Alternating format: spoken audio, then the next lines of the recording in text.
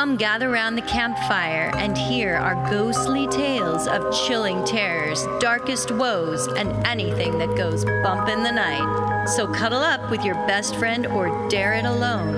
The darkness is closing in and spirits are calling your name. This is Fireside Phantoms.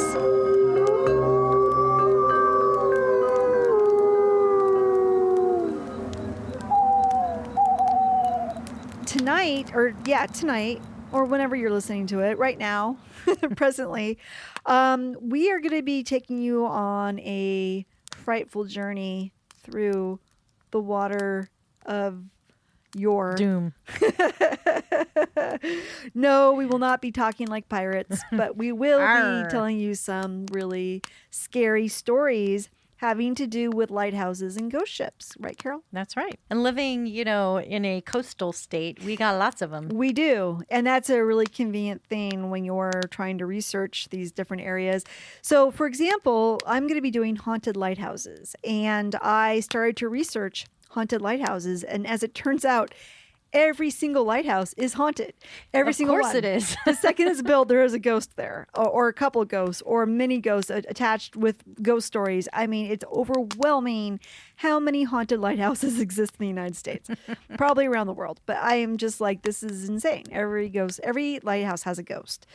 So I decided to narrow it down and just focus on the ones that are close by me personally.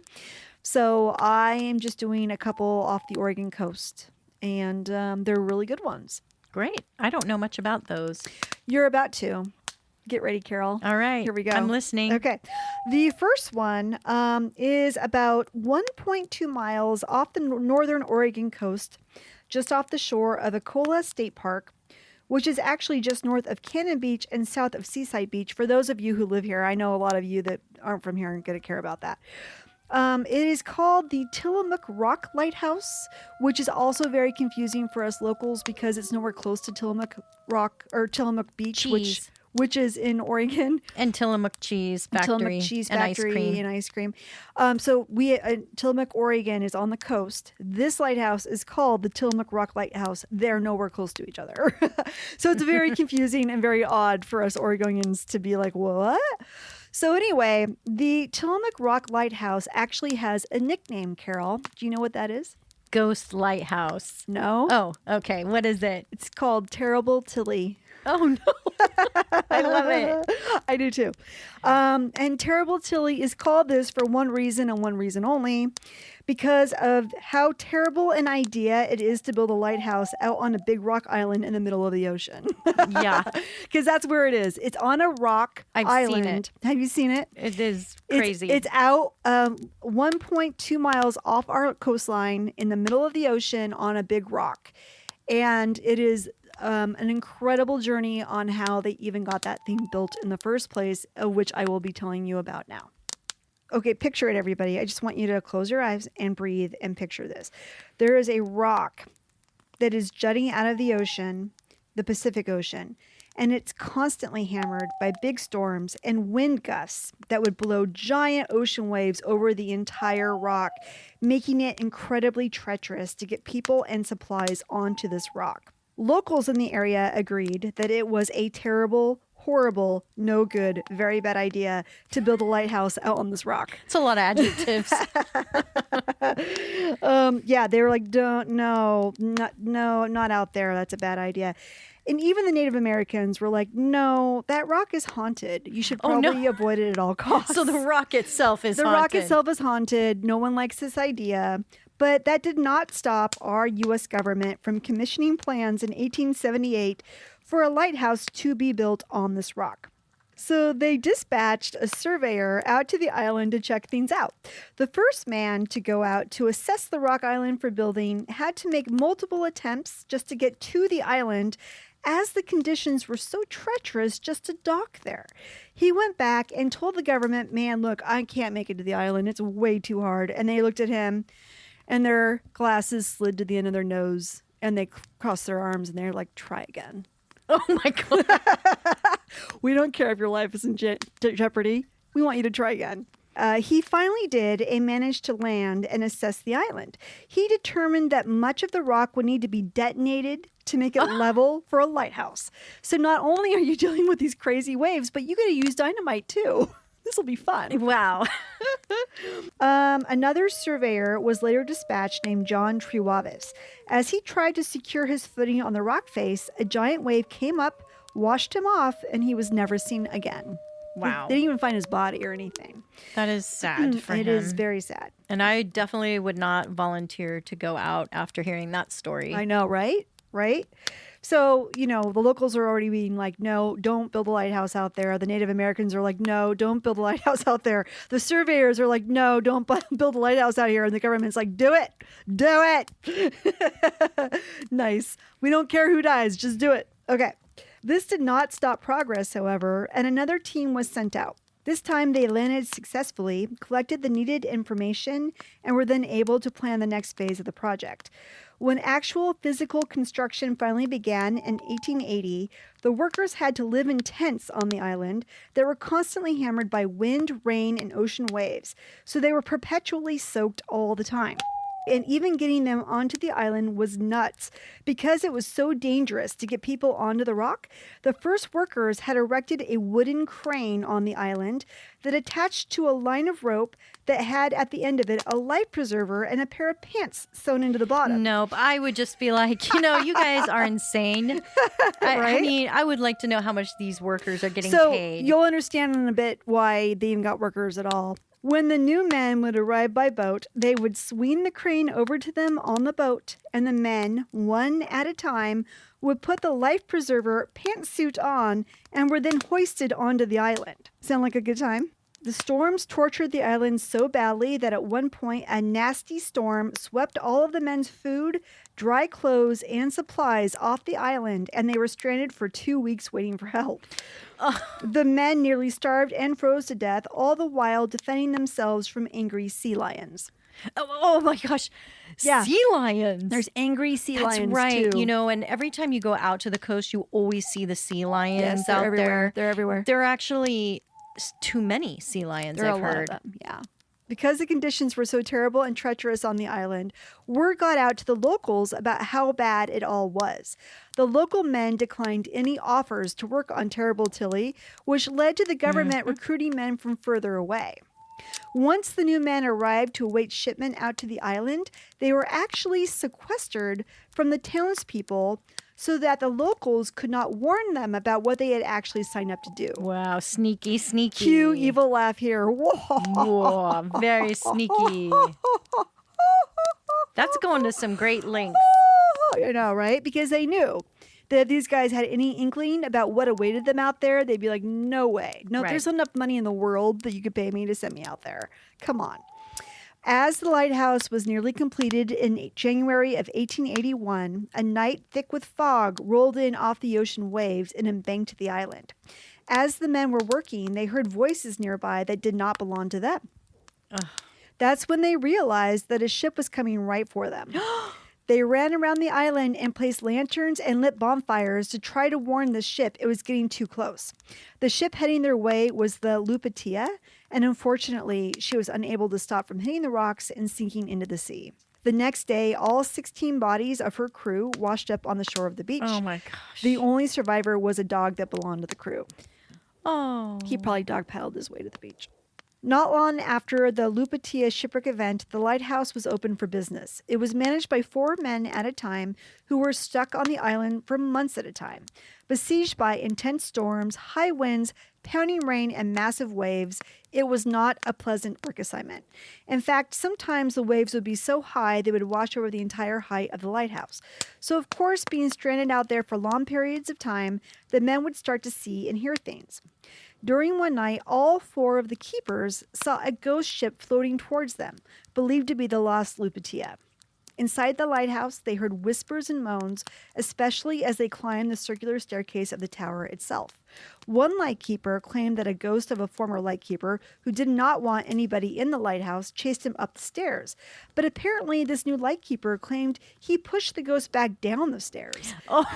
How? I'm not sure. But he sounds ballsy as fuck. Yeah, he really does. He's like, how dare you take over my duty as lightkeeper? You apparition, what the hell do you think you're doing?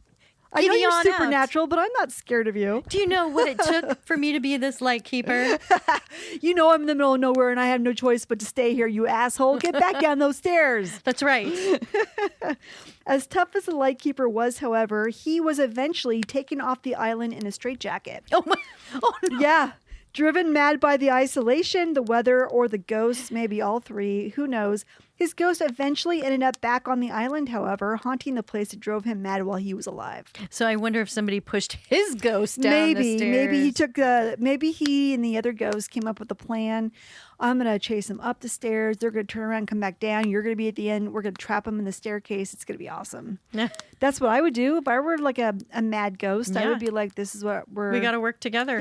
Yeah. So there was another spirit in the lighthouse. It was benevolent, and it liked to haunt the cylinder staircase of Tilly. He loved the lighthouse so much, he requested being buried there on the island when he was still alive, though I'm not sure he actually ever was. This was another lighthouse keeper, I guess, that was there haunting the stairs, but he was a friendly ghost. He was nicer to people, I guess. Not like the first one I told you about. However, perhaps the island itself was already haunted before the first stone of the lighthouse was even laid. It is reported that just weeks before the construction began on the tortuous island, 25 people in their fishing boats off the coast of the island died when a monstrous storm hit and sunk their fishing boats. Oh, wow. Those who saw the tragedy also stated that they saw a ghost ship drifting through the wreckage to collect the souls of the victims of the storm. Yeah, that's probably what, why the Native Americans thought it was haunted, because they probably were witnessing, ships crashing there many, many years. Yeah, absolutely. The storms out there were really no joke, as the lighthouse was continuously pelted by large rocks and boulders, shattering its windows and causing flooding. Any telephone lines installed on the island were also cut by the nasty storms. A bad storm in 1912 ended up depositing 100 tons of rock onto the island. 100 tons of rock. That's a lot. That's a lot of rock. And in 1934, a hurricane-strength storm caused a large boulder to hurtle through the top of the lighthouse tower, destroying the lighthouse lens as well as part of the railing and dock. Whoa. The focal height of the lighthouse from water level to the top of the column is 134.5 feet. So that's a pretty strong storm. The height would be the same as nearly 4 full-size buses, 35 foot each, stacked nose to nose from the top of the water up. I love how they use as buses for measurement. I did. I just thought that would be kind of fun to do. You did? Yeah, that was my idea. It is fun. Some of the windows of the lighthouse had to be cemented over to protect it from the damage these storms could cause. Finally, on September 1st, 1957, the lighthouse was decommissioned and the island was deserted by its last lightkeeper. The lighthouse had become the most expensive U.S. lighthouse to operate, so I suppose they had decided it was time to let it go. In the 1970s, the island was purchased by a GE executive who tried to renovate the lighthouse. He spent one night at the lighthouse, and 2 days later, he turned around and sold it. Whoa. Yeah. He was just like, enough of this? I guess. I think it was just a lot of work, and I don't think he realized how much work it was going to be, because it was pretty demolished and badly torn apart by the wind and the rain and the waves. And plus the birds that nested there. And he probably lions. was like, this is going to be too dangerous to even fix it. It's going to be too hard. It's going to be too hard. Remodel it. Either that or he was haunted by something and he got out of there. I don't know. I'd probably go for that theory. In 1980, another group of investors bought the lighthouse and decided to turn the lighthouse into a columbarium where urns could be stored. No. Yeah, right? They called it Eternity at Sea. They sold urn spots to a number of people and even stored some actual ashes there. But eventually, after the damage from storms and some vandals that broke into the lighthouse, Wow. how they got there, I don't know, and they damaged some of those urns. Those vandals can be very persistent. They can. They were unable to get the Oregon Cemetery Board to renew their license, and the lighthouse was once again deserted. However, I discovered an article in connectingdirectors.com, which I guess is a funeral industry publication. The current owner, Minnie Morissette, is advertising that she would love more interested investors in helping her to restore the columbarium business, but she needs financial help to make that dream a reality. So far, there are 30 people interned at the lighthouse, with a potential for 300,000. So if you are interested in participating in this business opportunity, I'll include a link to the article that lists her contact information. Would you want to be buried on a haunted lighthouse? I don't think I would. It just feels really lonely to be out there, you know? I don't know. Currently, it is very difficult to go out to the lighthouse. It is only really reached by helicopter, and no one is allowed out there between March 15th and September 1st because of seabird nesting season. And it is also still covered with angry sea lions. So, those sea lions, I know, right? Can't risk it. And Carol, here is a photo of the terrible Tilly Lighthouse. Yes. So you can see wow. how intense those waves can be. That's on a nice day. That's not even a stormy day. Wow. Look at that. So the picture I'm showing Carol shows the lighthouse on its little rock, and there's massive waves all around it, crashing up around it, looking like it's about ready to swallow the lighthouse and pull it down into the ocean. That is exactly how I would describe it. It's just being eaten alive by the ocean. By the ocean. Very similar to that very famous photo of the guy standing in the lighthouse door, and the big wave is about to wrap around and suck him out. And I've read about that story that guy actually survived. Oh, wow. Yeah, he survived that. It's an incredible picture. What did he do? Just I don't run know. back in and shut the door really quick? I think it was somewhere, was it in Germany? I can't remember, but where it was. But I remember reading that guy survived. But the photographer capturing that photo at that very second was amazing. Such an amazing shot. So anyway, that's Terrible Tilly. Well, that's fascinating. Seeing pictures of it and hearing about it, I never knew all of that history. Yeah, isn't that interesting? But I've always wondered how difficult it would be to build lighthouses out in the middle of the ocean. Very difficult, as it turns out. Very, very hard. But if you think about it, and this is how I kind of think about it, the men and women of the 1800s would really go through some really intense, terrible stuff. I'm not sure anyone of our time could do it because we are so used to our creature comforts. I can't imagine having to go out and spend 2 weeks with no food or clothes or water because the ocean just swept away your whole setup, and now you're stuck there with angry sea lions who are trying to bite you. Like, I can't imagine. You thought you were going to die without power for a day. I thought for 24 hours without power, my life was going to end. And these guys were out there for 2 weeks. And I'm just, not even the 2 weeks, even after they got their tents, and it was still hell. Even after there was a lighthouse, it was still hell. Like, I can't even begin to imagine what that's like. But I wonder how many lives that lighthouse saved. I would bet quite a few. Actually. And what happens now with the lighthouse not in service? Well, that's the thing. This woman and her other investors still own the property. It's still private property at this point, and she's trying to get that business back up and running. Yeah. Because the article that I read was very recent. I think it was 2019 was the date of the article. So she's still trying to turn that into a columbarium business. But the Oregon Board of Cemeteries is not giving her a license because of all the issues they have out there. But I wonder, does the light still work so that boats coming by can see it's it? no longer a working lighthouse, to my knowledge. Okay, so next, a little ways down the coastline from the Terrible Tilly Lighthouse is another lighthouse called the Heceta Head Lighthouse.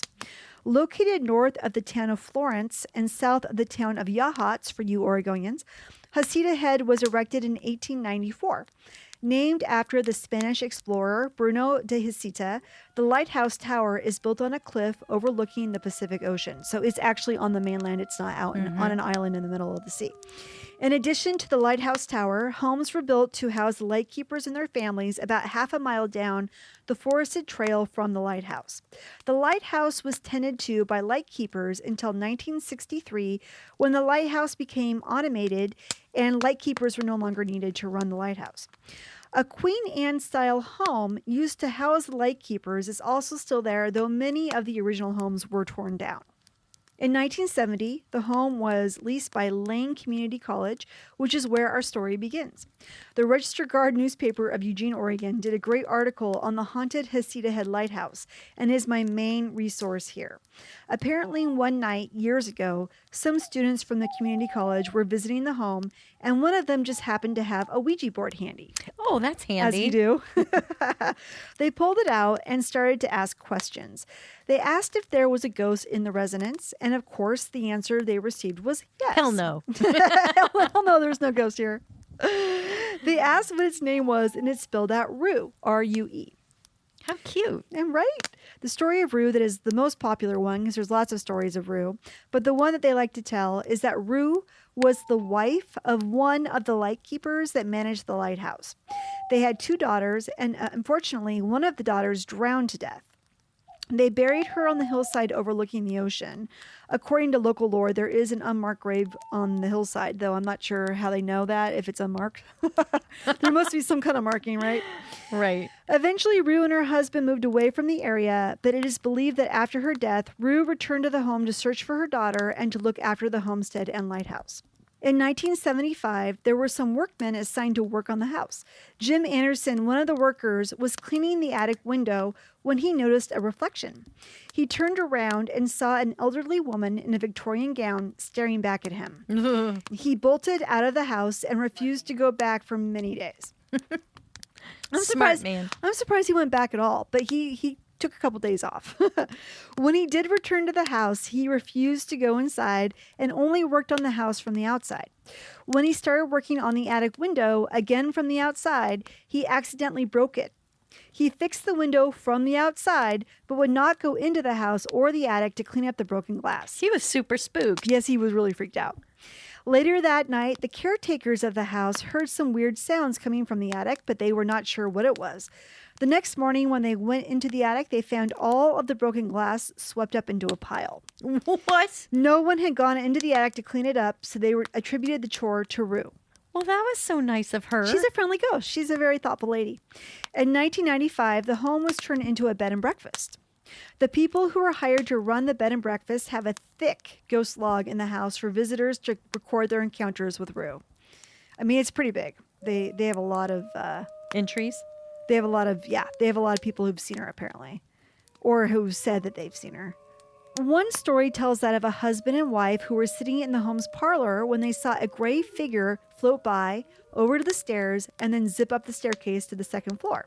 If I had witnessed that, I probably would have requested to check out right now, like right this minute. Like, I'm not even going to go upstairs and pack my bags. You're going to do that. I'm waiting right here because something just zipped up your stairs and I don't know what it is. It's like if I saw a spider in the corner, I'd be like, I need to check out right now. We're gone. Yeah, not doing this. That's why I think we've never been ghost hunters. Because we'd be too scared. We're too chicken shit to do it. That's true. And yet, another account tells of a guest who said, as she was sleeping in the Cape Cove room, she felt a presence climb into bed beside her. No. And lay next to her for a couple of hours. Oh, hell no, I'm getting out of there. A couple of hours. How could you just lay there a couple of hours? Like, that's crazy. I mean, unless you're so freaked out you can't move. And you're so cold. You're like, oh, this feels kind of nice. You're paralyzed with fear. Or else the ghost like reached over and starts to fondle you a little bit. And you're like, that feels good. No, she said it was for a couple of hours, which is crazy. Other guests have reported having their stuff moved around or their possessions disappear altogether, only to be returned later. The housekeepers have said that after they have cleaned the rooms, they will see a depression in a freshly made bed that looks like somebody has sat on it. Wow. Yeah. Apparently, the ghost hunters that come to the Hesita Head Lighthouse request to stay in either Victoria's room, which was one of the main rooms used by the lightkeepers, or the super haunted Cape Cove room, which includes a creepy haunted staircase that leads to the creepy haunted attic. There's always a creepy haunted attic. There always is, right? This is not even the lighthouse, let me point out. This is the Lightkeeper's house. The Lightkeeper's house is a magnet for ghosts, and it's not even the lighthouse. It's not even the lighthouse. It's just down half a mile away from the lighthouse, actually. Currently, the bed and breakfast is in grave danger of closing as the U.S. Forest Service that owns the property does not have the funds to keep the maintenance of the house up. The family that runs the B&B has spent a great deal of money to keep it going, but due to COVID and a number of other events that have limited their revenue, they are battling to stay open and operational. They have started a GoFundMe in which they are hoping to raise $190,000 to keep it going for maintenance and other operational costs. If you guys have any interest in helping them out, I'll put the link to their GoFundMe on our website. Please check it out and look at the photos. It is a gorgeous spot. I've actually been there before. And it has amazing views of the ocean. Before COVID, it was a popular venue for weddings and other events, but now they can't even do that. It's rather heartbreaking. So if you are inclined to help save haunted and historical spots like this one, please do.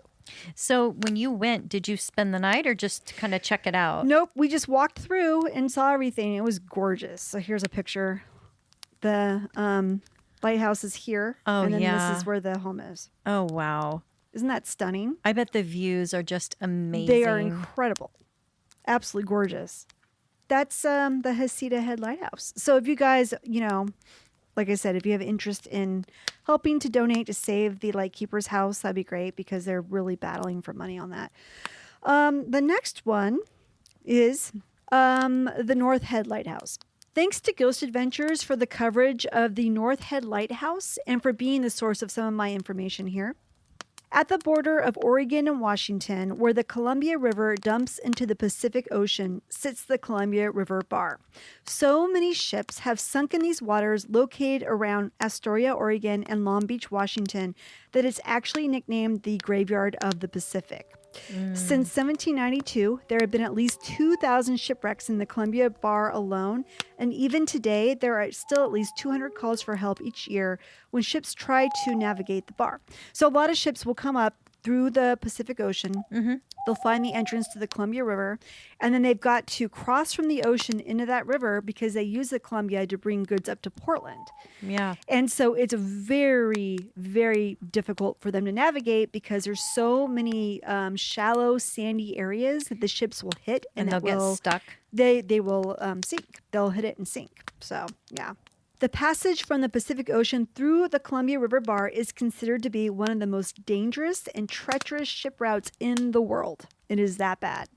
Included in this area is, of course, the North Head Lighthouse, located in Ilwaco, Washington, sitting inside the Cape Disappointment National Park. And just next to the lighthouse, no joke, is a beach called Dead Man's Hollow. Oh, wow. That's telling. Yeah, right? Clearly, this area is screaming for ghosts and or pirates. Dead Man's Hollow got its name in 1853 when a ship named the Vandalia crashed and sunk, and the bodies of 9 of her crew floated over to and washed up on a small beach known as the Hollow. The Hollow is said to be haunted by the souls of these dead men. Witnesses have even claimed to see the dead men climbing the cliffs to the lighthouse above. Oh, Hence the name yikes. Dead Man's Hollow. Cape Disappointment earned its name after Spanish explorer Bruno de Hesita discovered the mouth to the Columbia, and word got back to an English captain named John Meares.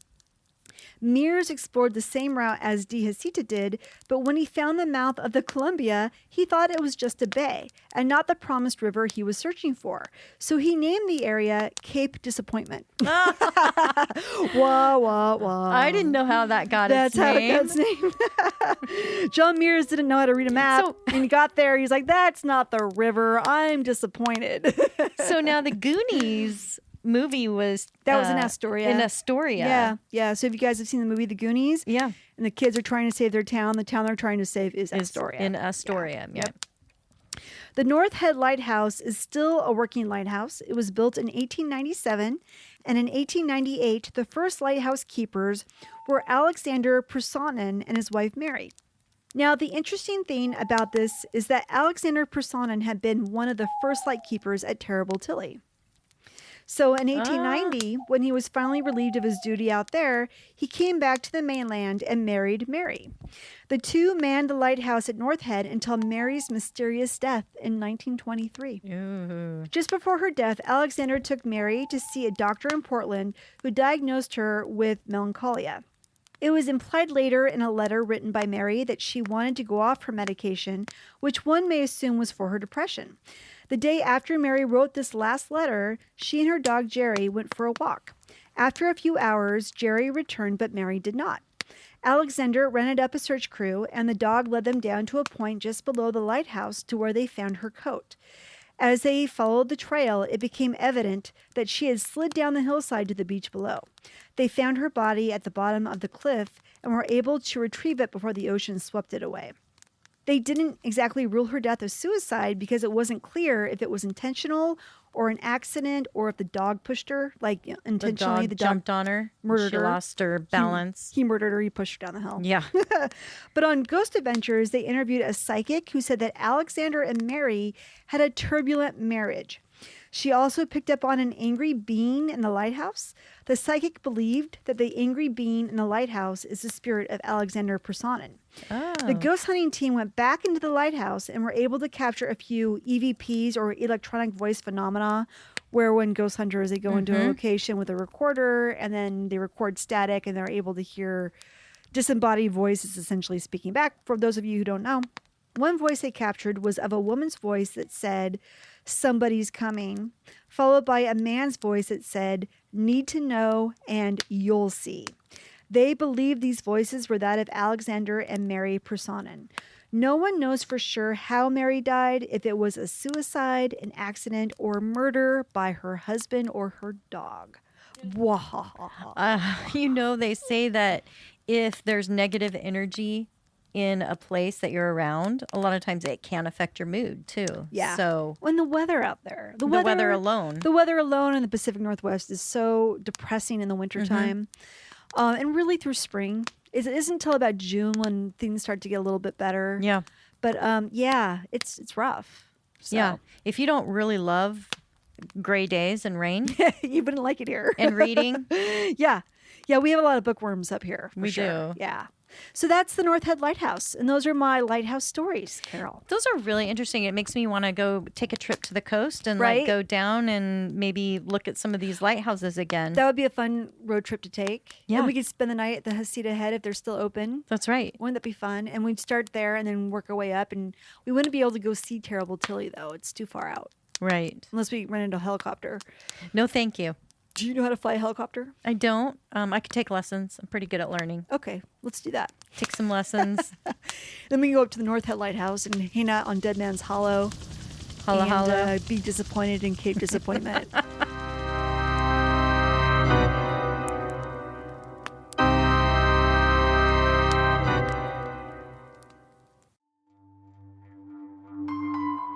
From Ophelia Podcast Network, Dark Stories from the Campfire Podcast combines the storytelling styles of Victorian ghost stories and folklore to present to you original horror stories that'll force you to curl up tighter next to the fire.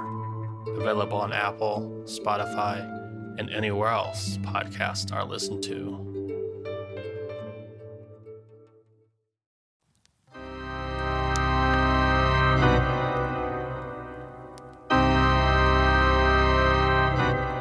That was great, Holly. My story today is about those spooky phantom ships that are said to appear as ghost vessels running without their crew. And Ooh. some to be seen with such haunting figures that it strikes cold fear into those that see them. Probably the most famous story is that of the Flying Dutchmen. I've heard of that, but I don't know the story behind it.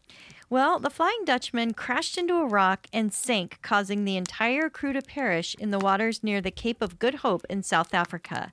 In one version of the story, it is told that a big storm was brewing, and instead of waiting it out, the ship's pilot, Captain Hendrik Vanderdecken, bragged in his journal, quote, "He would spite God's wrath and take his ship into Table Bay, despite anything that God and the elements could throw against him."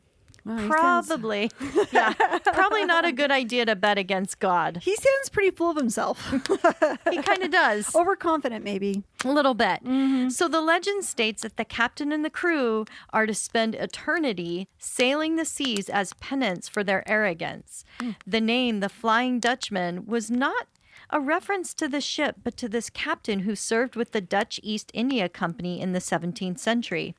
Sightings of the ghost ship were recorded well into the 20th century, and witnesses say it is seen glowing with eerie light and foretells certain doom for those that come across it. Oh. King George V and his elder brother, Prince Albert of Wales, had told of witnessing this ship in the pre-dawn hours of July 11th, 1881, off the coast of Australia. This is the quote from his logs. At 4 a.m., the Flying Dutchman crossed our bows. I saw a strange red light as of a phantom ship all aglow, in the midst of which light the masts, spars, and sails of a brig 200 yards distant stood out in strong relief as she came up on the port bow, where also the officer of the watch from the bridge clearly saw her, as did the quarterdeck midshipman, who was sent forward at once to the forecastle, but on arriving, there was no vestige nor any sign whatever of any material ship to be seen, either near or right away to the horizon, the night being clear and the sea calm. 13 persons altogether saw her. At 10:45 a.m., the ordinary seaman who had this morning reported the Flying Dutchman fell from the fore-topmast crosstrees onto the top-gallant forecastle and was smashed to atoms. End quote. But it is said that when other sea captains witness this ship, they see it as a sign of treacherous weather coming ahead and take heed to the warning by turning their ship back to safe harbor. I would too, probably. Oh, yeah, definitely. Yeah, you definitely don't want to be throwing out curses and dares to God. No. Usually the weather always wins in that one. That's silly, God. I never take your name in vain or say anything Never. bad against you. I never hear that. I love you, Jesus. Of course, I have to talk about the notoriously haunted Queen Mary ship. Now, this ship, Yes. this ship was part of the White Star Line, which is a whole nother story in and of itself, as these ships are said to be cursed. Actually, did you know the Titanic was part of this line? Oh, really? Yeah. So that whole line is cursed. That whole line is cursed. So I could Interesting. probably do an entire episode on that. Oh, wow. But the Queen Mary was another luxury ship, and it sailed a route in 1936 from England to New York for a good 3 years. Many of the elite, from movie stars, politicians, and the ultra-wealthy, enjoyed the luxury this ship had to offer. But after World War II started, the Queen Mary was transformed into a warship because of its speed and its size. Okay. And the furniture was stripped out, all the luxury items were stored in a warehouse, and she was painted a navy gray with a new name, the Gray Ghost. No, the Gray Ghost. Love it. So does that mean that when she was out in the ocean, it was raining and gray and cool, that no one could see her because she was like a camouflage She was like a ship? ghost, yeah. That's probably how she got her name. The ship was used to transport injured men and became a floating hospital with over 15,000 troops during the time it served in the war. So it saw a lot of death. Yes, many of the crew members and military passengers ended up dying on that boat. Nobody has an exact record because it is said those listed as deceased are still sealed by the U.S. military. As the ship retired in 1967, it became a major tourist attraction / hotel with onboard museum, conference facilities, and restaurants. Many soon started telling stories of ghosts and spirits they had seen on the ship. Accounts of a lady in white is very popular.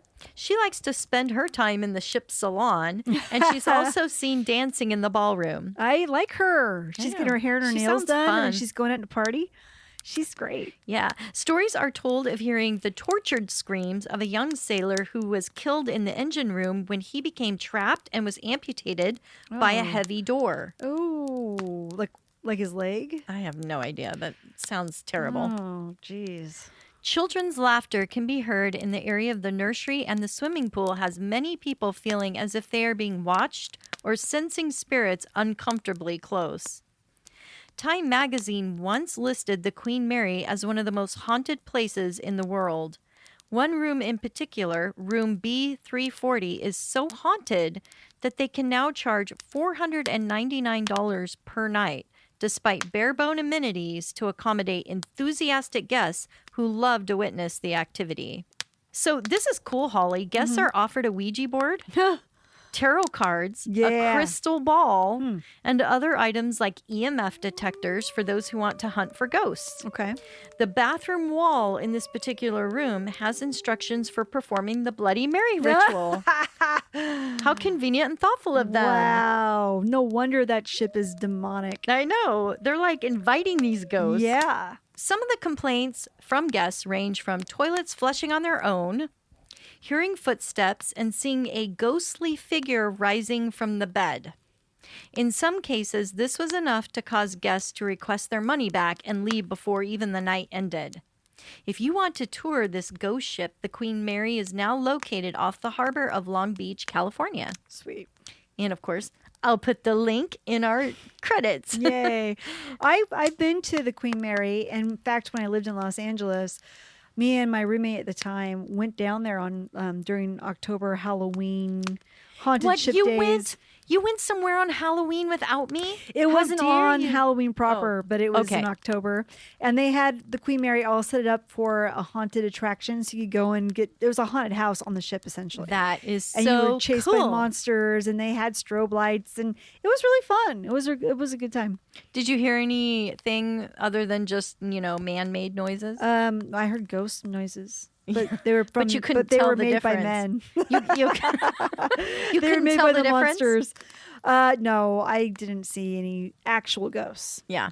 I would imagine if you're a ghost and you're on the Queen Mary, you're fucking pissed because you just want to be left alone. And there's people there with Ouija boards always waking you up, or, they're building a haunted house attraction and people are running all over your ship. And I would imagine you'd want to move on, go some Yeah. other ship or something.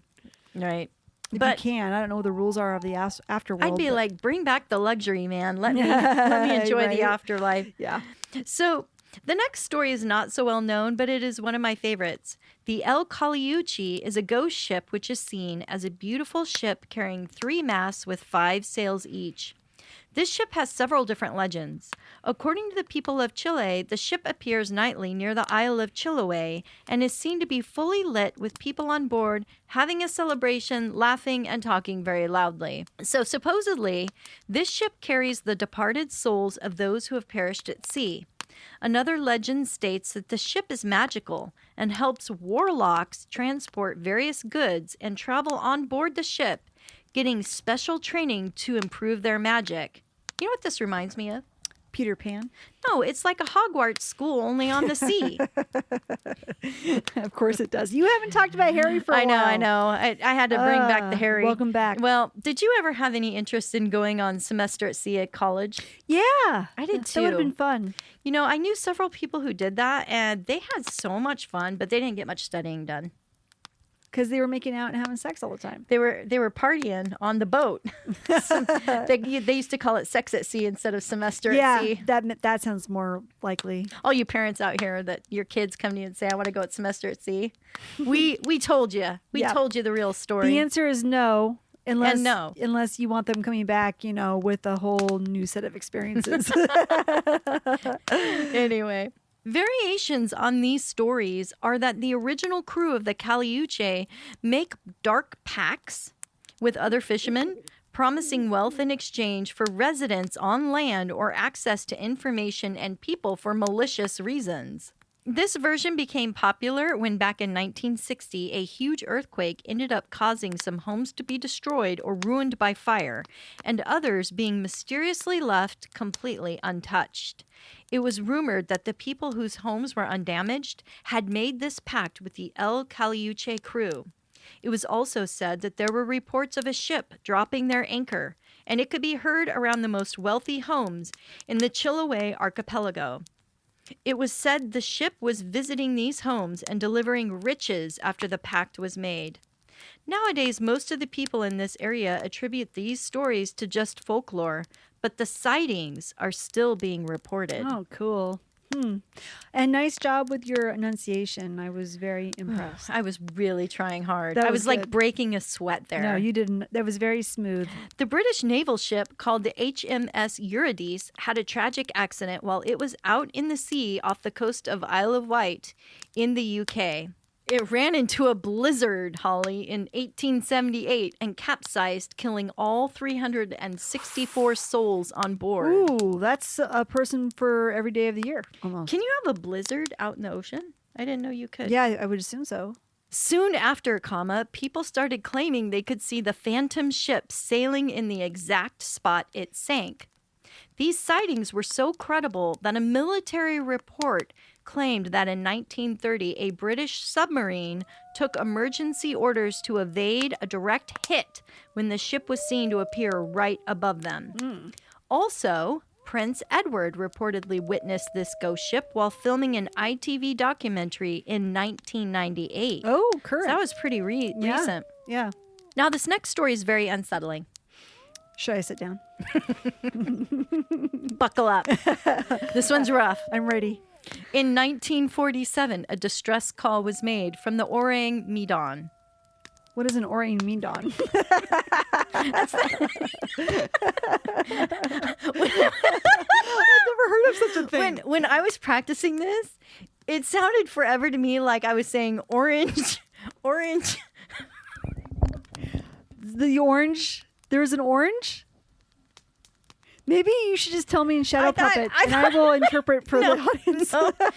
When I was practicing this, it sounded. I kept thinking it sounded like orange, me ding dong, something like orange me dong or something like that.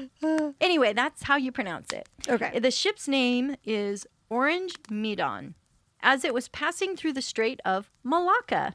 Ooh. The message that was sent was by a crew member saying that everyone on board had died. His words abruptly then ended with, "And now I die." The 2 American ships that were sent out found the ship sailing without any damage. However, once on board, they saw that the entire crew, including the dog, was dead.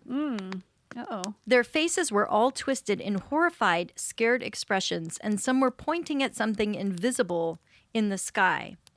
But before the rescuers could do any further investigation, the ship caught fire and they had to quickly evacuate. Wow. After they left the ship, it then fully exploded and abruptly sank. Whoa, that sounds like a very haunted ship. Doesn't it? Yeah. It sounds Big time. super freaky. Yeah, that's weird. This was really unsettling for a lot of people, so there's been some popular theories that were tossed around. One is that the ship was carrying a poisonous chemical or nerve agent, Okay. which might have caused the twisted expressions and death of the crew. Or the other theory, and you will love this, Holly, is that they were a victim of UFO activity or other kind of paranormal attack. That could also very well be, for sure. More recently, back in September of 2018, a ghost ship reappeared 9 years after disappearing off the coast of Taiwan. The container ship named Sam Ratulangi, not Ratatouille. That's another good job with your Ratatouille. pronunciation. Thank Good you. job. Thank you. Suddenly appeared in the Indian Ocean south of Myanmar. It was lost back in 2009 as it sailed from Taiwan to Bangladesh, and all contacts with the ship failed. In 2018, the ship was found stranded on a sandbar and was approached by some local fishermen. When they inspected the ship, they had no idea where the ship came from, as there was no Made in China stamp and no crew on board, cargo, or any familiar markings. Okay. The ship weighed 26,510 tons and was 177.35 meters long. It is quite amazing how such a large ship just vanished from any radar for 9 years. That is very interesting, isn't it? Spooky. Spooky. The ship had obviously been abandoned, but the vessel was said to be in perfect operating condition. So it's a complete mystery. Oh. Yeah, that is weird when they find a ship that's perfectly fine and no one's on board. It's like, why would you leave a ship Abandoned. that is fully stocked and working. And Yeah, especially if there's booze on board. yeah, There was a couple of these that I, was researching, and I'm like, there was alcohol on board, and they deserted. and they left. Yeah, it's weird. Well, it just makes you think that maybe there were pirates, but then the pirates would take the ship too, right? And the beer. And the beer. Aren't and the pirates people. known for rum? Yeah, and opiates. It's got to be cannibalistic rats on board. That's my theory. Maybe. Hey, did you ever watch the Love Boat series when you were Yes, younger? of course. I really thought being a cruise director like Julie McCoy would be so fun. Yes, it would. So this next story is all about love. Love, unrequited love, jealousy, and possible murder.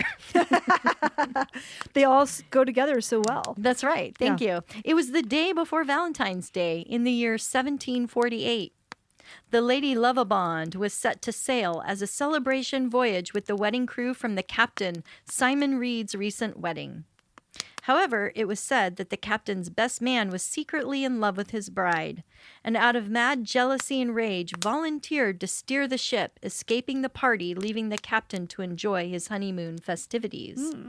Some say due to his inexperience or his broken heart, he decided to steer the boat into the dangerous Goodwind sands of the English Channel.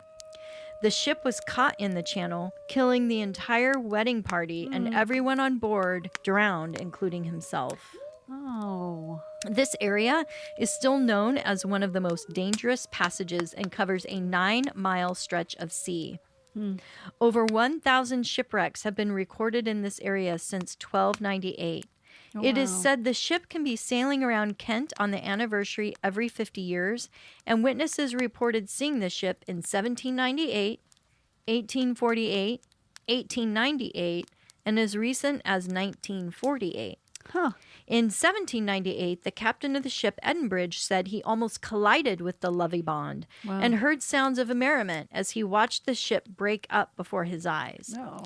In 1948, a sighting was claimed by Captain Bull Presswick, saying he saw the ship surrounded by green haze as it sunk into the sands.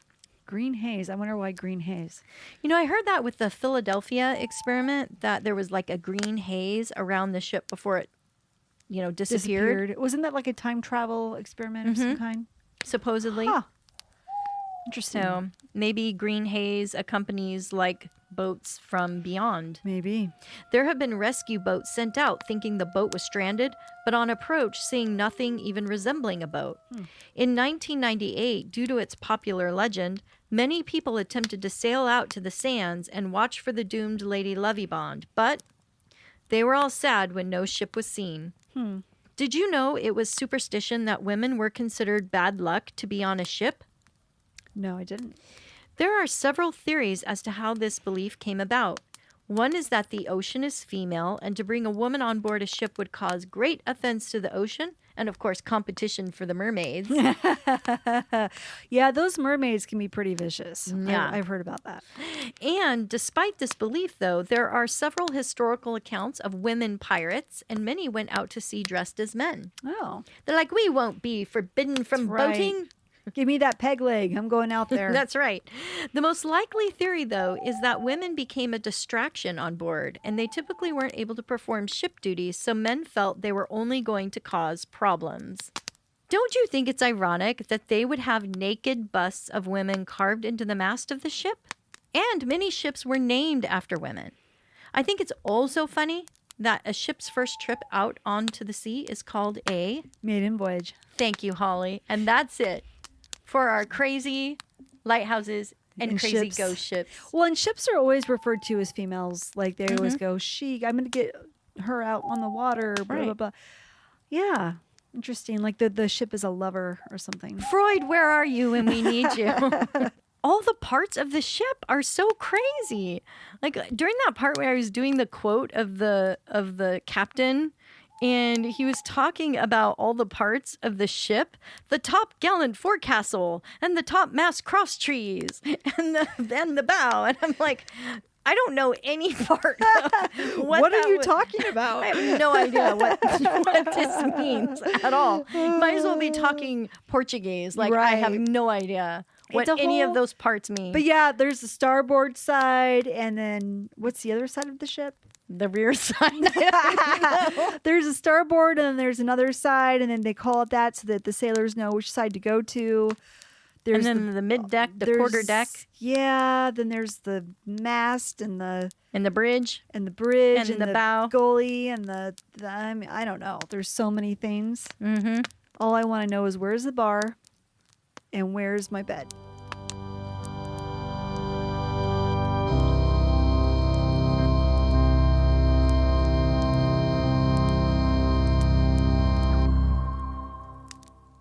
Okay, I gotta drink some water so I can get ready to stumble over my words like I like to do. You sound like you got a lot of saliva in your mouth today. Do I? Oh my lot god, that's embarrassing. You know why? It's because we've been eating Chex We're all Mix. salty. Oh my god, because we're talking about the sea. We've been Yeah. eating Chex Mix and our mouths We are all have. salty. We have salty If air. you notice the like brine. some foam around my mouth, I want you to tell me. Aye, matey. Okay. As a contest. Yeah, as a contest. So we thought if you wouldn't mind, or if you want, well, let's cut all that shit out. if you, God damn, this is so hard. Okay. And just answer this question. Which two stories did Carol say were, God, or just, Oh, wait. did you say virgin or virgin? No. Well, we haven't made sex jokes in a while. No, We're bringing it back. We've had a dry run. Ollie. Oh, then I need a cigarette after this episode. Let me lube my throat here with some water. Had a tragic accident while it was out in the sea off the coast of Isle of Wight in UK. In the UK. Yeah, we're starting to lose ourselves now. Oh, wait. Scratch the master class. In the UK, it ran into a blizzard.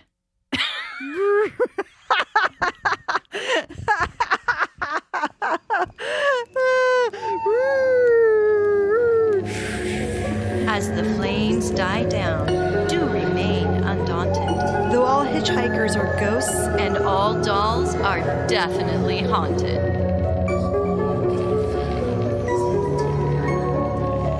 hey guys, be sure to follow us on Instagram. Our handle is @FiresidePhantoms. If you have a spooky story you would like to share with us, send it to firesidephantoms@gmail.com and you may hear it on a future episode.